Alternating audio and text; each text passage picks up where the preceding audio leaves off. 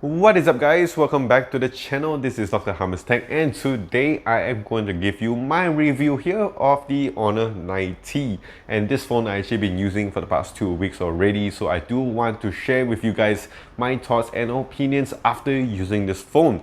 Yes, this phone here in Malaysia does start off at 1799 ringgit Malaysia, and of course if you get the highest end model, which I am actually currently using, it does go for 2099 ringgit Malaysia, which is at about the $450 mark. So in today's video, what we're going to do is of course go through the pros and cons and break it down into 4 main sections over here for you guys to understand and grasp what I am actually talking about while using this phone for the past 2 weeks. So yes, without further ado, let's just get right into it. Okay, so I'm going to start off here with the holding experience with this phone. So this one basically covers the build, the design, the material and all that fun stuff, just basically how it feels in your hand with the Honor 9T.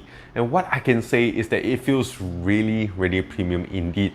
I am not exactly sure what material is on the back. I tried to find it online, but it's really quite hard to find. I'm not sure whether it's a plastic or a glass, but what I can say is that it feels really nice and premium.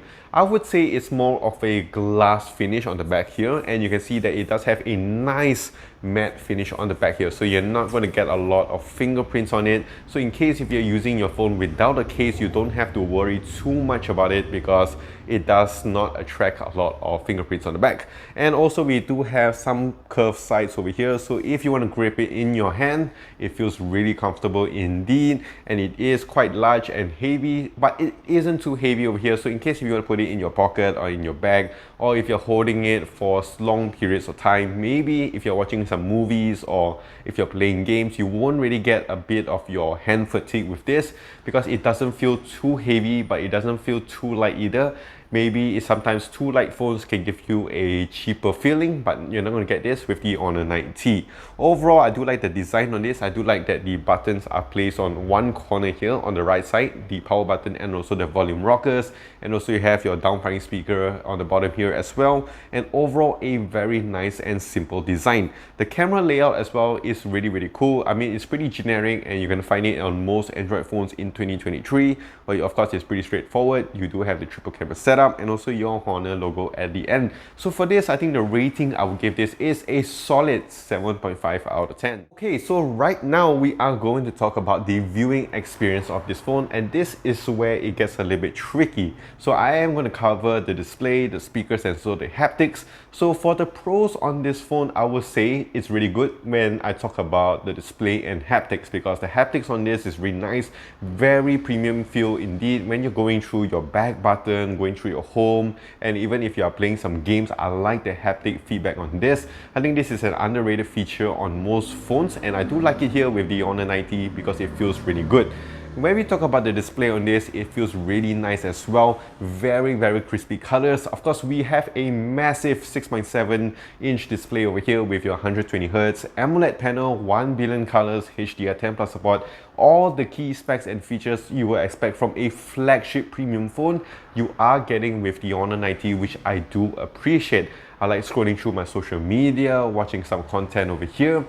But I would say the only downside to this phone is the speakers.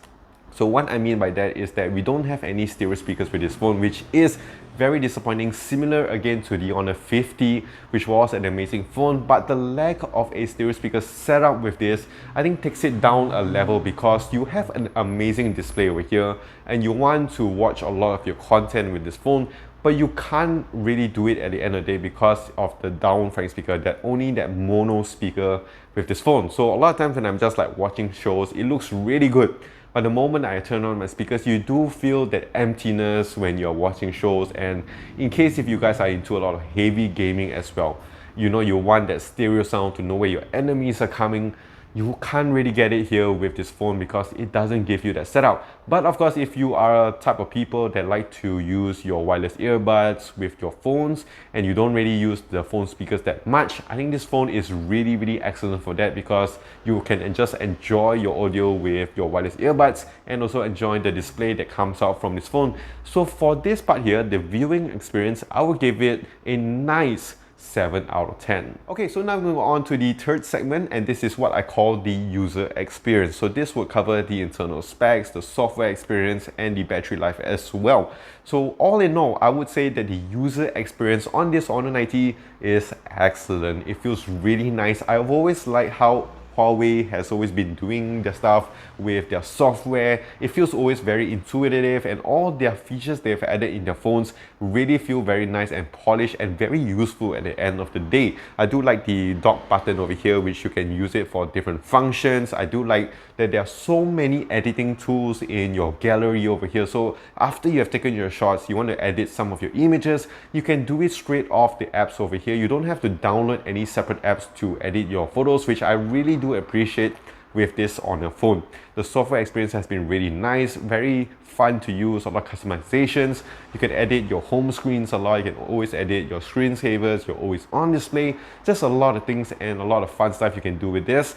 And of course, you're not going to notice a lot of lags or stutters with this phone as well, because it does give you good specs. You have your Snapdragon 7 Gen 2 processor over here, 7 Gen 1 or like that. So it works really fast and very well. Like, you're not going to notice a lot of stutters or lags like I mentioned before. Switching in between apps is very seamless as well, because you have 12 gigs of RAM regardless of what variant you're buying. And of course, you have the 7 gig RAM booster as well. So you can actually boost up your RAM management when you are playing some high intense game sessions, or in case if you're doing a lot of heavy duty work or a lot of social media usage as well. So the user experience on this phone is really excellent. And also we're going to talk about the battery and charging with this. So yes, battery life on this has been amazing, just like with any of the Huawei or Honor products, because it just works so well with their battery optimizations. I do easily get a full day of usage, which is of course amazing. And if you want to top it up, you can use the Honor Supercharged 66 watts over here, very fast. So you can just charge it up from 0 all the way to like 80-90% in just about 20 to 30 minutes, which is just insane. And for that, the rating I'll give this is a solid 8.5 out of 10. Okay, so now we are going on to the final segment over here, the fourth segment, and this is of course the camera experience with this. So I'm going to talk about how the images look, how the cameras play around, and just how the image processing is and all the features on this phone. And what I can say about this is that it feels really nice. This is how Huawei has always been doing their stuff. I know, yes, this is Honor, but it does take some stuff from Huawei a lot. And comparing this to the Honor 50, which I used quite some time back, I really like this one over here. The Honor 90 really does a much better job. The image processing is much better. If you're taking a lot of outdoor shots, even indoors as well, the image processing here looks really nice. They do have a natural tone to it, which doesn't make it too oversaturated or too contrasty. When you're taking shots with some people as well, with some portraits and that, I really like it because the edge detection and the skin tones are really nice as well. When I was taking selfie with the 50 megapixel selfie shooter, it was really nice and crispy. You get to see all my facial hair and all the good stuff over there, so it looks really nice on me. And of course, on the main lens over here, we have a massive 200 megapixel sensor, which does show when you're taking photos, because it does give you nice and crispy images, which I really do appreciate. So all in all, I got to say that the cameras here look really good, and as I mentioned before, you can do a lot of editing in the gallery. And we're going to talk about a bit of the features over here. Like, they're not messing around with this. I know this is more of a mid-range price, but you're still getting all the flagship good stuff here. You have a lot of features like your Pro mode, your RAW mode, and all these other things, which I really do appreciate of here, because Huawei and Honor has always been prioritizing their cameras over the years, and it's really nice that even with a phone like the Honor 90 like this, they are still giving you all the good features with this phone.